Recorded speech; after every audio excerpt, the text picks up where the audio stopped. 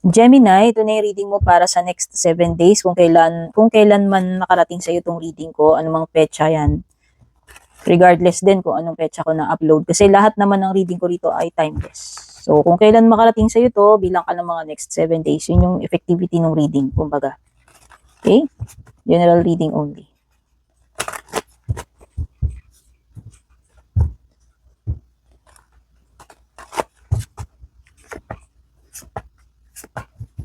So, bottom ng deck mo yung Priestess. Ganda, Gemini. So, nakikita ko dito when it comes to family, anything related sa family, sa relationship mo, wala naman ako nasa-sense na problema. Actually, masaya ang energy, kumpleto, blessed. Nakikita ko rin na kung meron kayong problema sa family or as a couple, magjowa, magpartner, mag-asawa, may anak man, wala. Nakikita ko na matatapos na yung hardship eh. O whether sa relationship yan, sa family, or sa personal mo, meron ditong mga pinagdadaanan, matatapos na yun eventually. Nakikita ko manunumbalik yung saya, yung harmony, no? Actually, meron nga something dito na happy. Pwedeng good news ito. Oo. Yun lang, kung nag-expect ka dito ng opportunity na darating in the next 7 days, masasabi ko na wala pa.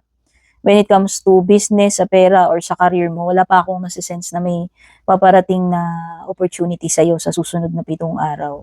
Actually nga, may mga delay dito when it comes to sa mga hinihintay mong call or email, application, etc. No?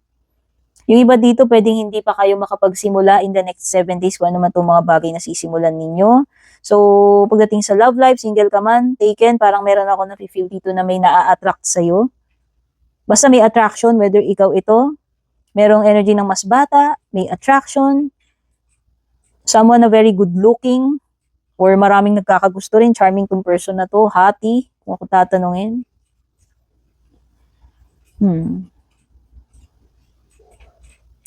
Nafe-feel ko sa High Priestess mo is may mga bagay dito, Gemini, na siguro keep mo na lang muna sa sarili mo, mag-low profile ka muna. Oo. It seems na meron kang malalaman dito, pwedeng may reveal, may secret, basta meron something na marireveal sa'yo, malalaman mo eh, matutuklasan mo eh, with the Priestess. And kung naman itong nalalaman mo na to, kung saan man-related dyan, tahimik ka na lang muna.